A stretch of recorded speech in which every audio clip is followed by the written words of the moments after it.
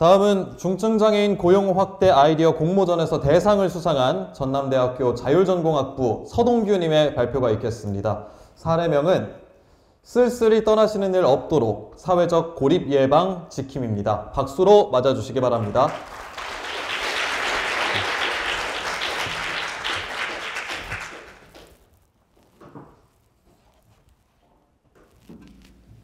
안녕하세요. 2024 중증장애인 고용 확대 아이디어 공모전에서 쓸쓸히 떠나시는 일 없도록 사회적 고립 예방 지킴이라는 아이디어를 제안한 전남대학교 서동규입니다. 우선 발표에 앞서 제 고민과 노력의 시간들이 대상이라는 큰 결실을 맺을 수 있어 매우 기쁘고, 이러한 기쁨과 영광을 안겨주신 공단 모든 관계자분들께 진심으로 감사하다는 말씀을 드리고 싶습니다. 오늘 발표는 제안 배경, 제안 내용, 기대 효과의 순으로 발표하겠습니다. 먼저 제안 배경입니다. 모든 죽음이 쓸쓸하고 외롭다지만 그 중에서도 더 큰 고독 속에서 삶을 마무리하는 경우가 있는데 바로 고독사입니다. 고독사 예방 및 관리에 관한 법률 제2조에 따르면 고독사란 가족, 친척 등 주변 사람들과 단절된 채 사회적 고립 상태로 생활하던 사람이 자살, 병사 등으로 임종하는 것을 말합니다. 보건복지부 발표에 따르면 21년 고독자 사망자 수는 총 3,378명으로 최근 5년간 고독사 발생 건수는 2019년을 제외하고 계속해서 증가하는 추세를 보이고 있습니다. 고독사 실태조사에서 주목할 점은 연령이 높아질수록 고독사의 발생이 증가할 것이라는 일반적인 추측과는 다르게 오히려 가장 많은 비중을 차지하는 연령은 5, 60대로 매년 60%에 근접하는 값을 나타낸다는 점과 20, 30대의 비중 또한 최대 8.4%를 기록함으로써 꽤 높은 수치를 보인다는 점입니다. 22년 보건사회연구원은 전체 고립 운둔 청년의 규모가 최대 54만 명에 달할 수 있다고 추정한 바 있으며 1인 가구의 비중이 계속해서 증가하는 현실로 미루어 보아 고독사는 특정 연령층만의 문제가 아닌 국가 전체의 사회적 문제로 그 심각성이 나날이 커지고 있습니다. 고독사 예방에 있어서 물적 안전망과 더불어 인적 안전망의 역할은 그 무엇보다도 중요할 것입니다. 사회적 고립의 심화가 고독한 죽음으로 이어지지 않도록 위가구를 중심으로 인간적인 관심과 돌봄의 제공이 필요한데 그 인적 안전망의 최전방에 계신 분들이 사회복지사분들이라고 생각합니다. 그러나 그 인력의 수가 담당 업무와 가구에 비하여 턱없이 부족하다는 것이 문제입니다. 20년 광주 남구에서 발생한 부부 고독사의 경우 해당 부부를 담당했던 사회복지사분은 혼자 관내 200여 가구를 담당하고 계셨고 21년 기준 사회복지 전담 공무원 한 분이 1년간 조사해야 할 위기 가구는 평균 113.4건에 달하였습니다. 고독사 위험군은 계속해서 증가하고 있는 실정이고 사회복지사의 업무는 위험군 발굴을 비롯하여 여러 행정 업무 또한 포함하고 있기에 이러한 업무에 과중하는 복지 사각지대의 발생으로 이어지게 된다는 생각에 이르렀습니다. 이러한 문제점의 기초에 저는 업무 수행 능력을 가진 중증장애인의 새로운 직무로서 사회적 고립 예방 지킴이를 고안하게 되었습니다. 해당 직무는 기존 사회복지사의 고독사 방지 업무 중 고독사 위험군에 대한 지속적이고 세밀한 돌봄과 관리를 중점적으로 담당하는 직무입니다. 사회적 고립 예방 지킴이의 주요 업무는 다음과 같이 크게 4가지로 구분할 수 있습니다. 첫째, 수도 전력 모니터링을 통한 이상 징후의 포착입니다. 실시간 수도 전력 모니터링을 통해 해당 가구의 사용량이 평소 사용 패턴과는 다르게 급격히 감소하는 등의 이상 징후가 포착된다면 전화 또는 메시지를 통해 대상자의 상태를 파악한 이후 이러한 내용을 업무 포털 시스템에 기록합니다.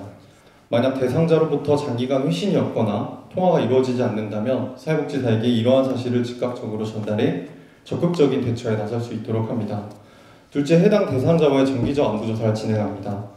안부조사의 방법은 비대면 방식으로 진행한 것을 원칙으로 하되 중증장애인의 장애 유형과 대상자의 특성, 선호도를 고려하여 조사의 방식을 달리 정할 수 있습니다.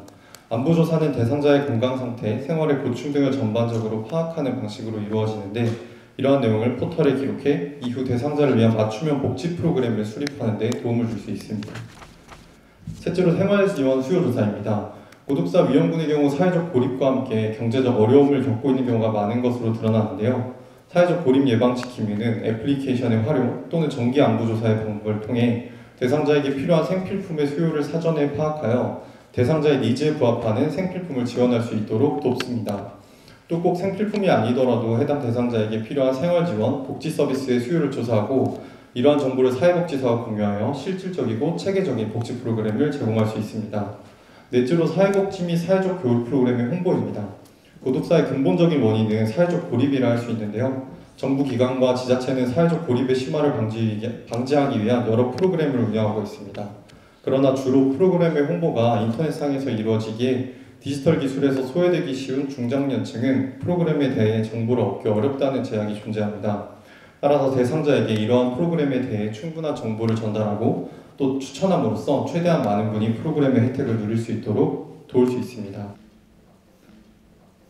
이 표는 제가 작성한 직무 명세서인데요. 직무 설명 부분은 앞서 설명드린 내용과 같아서 생략하겠습니다. 작용 요건을 보시면 교육기간은 총 2개월로 설정하였는데 1개월은 강의식 교육을 통해서 어플 및 업무 프로그램의 사용법을 교육하고 나머지 1개월 동안은 교육훈련 기법 중 사례 연구와 롤플레이 기법을 통해 대상자와의 소통 및 문제 해결 능력을 제고하고자 합니다. 적정 교육 수준은 업무 프로그램의 활용이 가능하고 짧은 문장과 문서의 작성이 가능할 정도의 수준으로 설정했으며 업무의 특성상 클라이언트에 대한 직업윤리, 봉사중심 또한 겸비되어야 할 것입니다.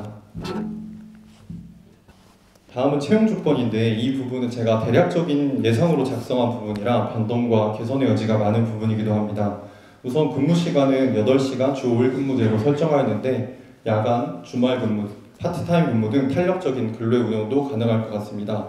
임금의 수준은 최저시급 이상으로 설정하되 경력에 따른 임금의 상승이 반영되어야 할 것이고 장애 유형의 경우에도 인지가 있어 간단한 상담 행정 업무가 가능하다면 무관할 것으로 예상했습니다.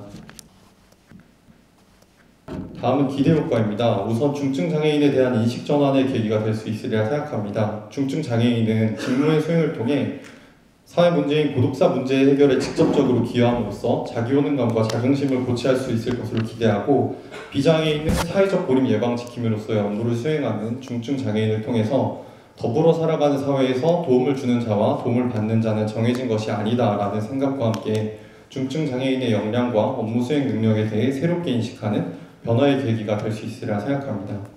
둘째로 고독사 방지 업무의 분담을 통한 복지 사각지대의 최소화입니다. 중증 장애인의 업무 수행 능력을 활용하여 업무 수행 능력에 대해 새롭게 인식하는 변화의 계기가 될 수 있으리라 생각합니다. 셋째로 사회적 고립 예방 사업의 효과성 향상입니다. 국가 차원에서 사회적 고립의 심화를 막기 위하여 예산을 배정하고 프로그램을 운영해도 디지털 기술의 소외계층인 중장년층은 이에 대해 충분한 정보를 얻기 어려웠는데요. 사회적 고립 예방 지킴이를 통한 홍보와 참여의 동료는 보다 많은 사람이 충분한 정보를 습득하고 프로그램에 참여하도록 하여 고립 예방 사업의 효과성을 높일 것으로 기대합니다. 그리고 다음으로 기존 다른 직무와의 차별된 강점을 제시해 보았습니다. 우선 좌식 그리고 비대면 방식으로 업무 수행이 가능해서 별도의 이동이나 근력을 요하는 등의 육체적 피로 강도가 낮습니다.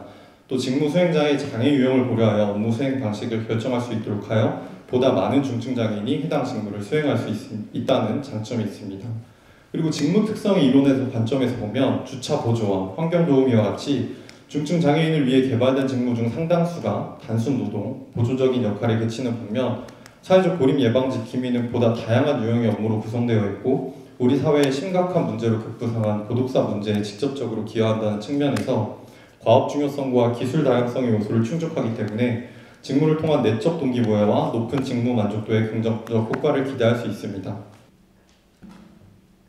앞으로의 직무 발전과 확대를 위한 과제도 존재하는데요. 이를 위해 업무 수행 중의 어려움, 문제 해결의 경험을 나눌 수 있는 업무 공유 간담회의 시간을 마련함과 더불어 적정 교육 수준에 부합하는 능력을 갖출 수 있도록 전문적이고 체계적인 직무 교육이 이루어져야 할 것입니다. 또 업무에 관여하는 관계자가 다수인 만큼 정보의 공유가 활발히 이루어질 수 있도록 활성화된 소통 채널을 마련하고 스마트 돌봄 플러그, 어플의 개발, 포털의 통합화 등 IT 기술을 업무 전반적으로 활용하여 업무 효과성을 높여나가야 한다고 생각합니다. 모든 국민은 인간으로서의 존엄과 가치를 가지며 행복을 추구할 권리를 가진다. 대한민국 헌법의 제10조 제1문입니다. 모든 국민은 인간으로서의 존엄과 가치를 가집니다. 세상을 떠나는 삶의 마지막 순간에도 예외는 아닐 것입니다. 사회적 고립 예방 지킴이의 도입이 중증 장애인의 새로운 직무로서 그들의 능력과 역량을 효과적으로 활용할 수 있는 방안인 동시에 출생부터 세상을 떠나기까지 모든 인간의 존엄과 가치를 지킬 수 있는 하나의 방안이 되길 바라면서 오늘 발표를 마치겠습니다. 들어주셔서 감사합니다.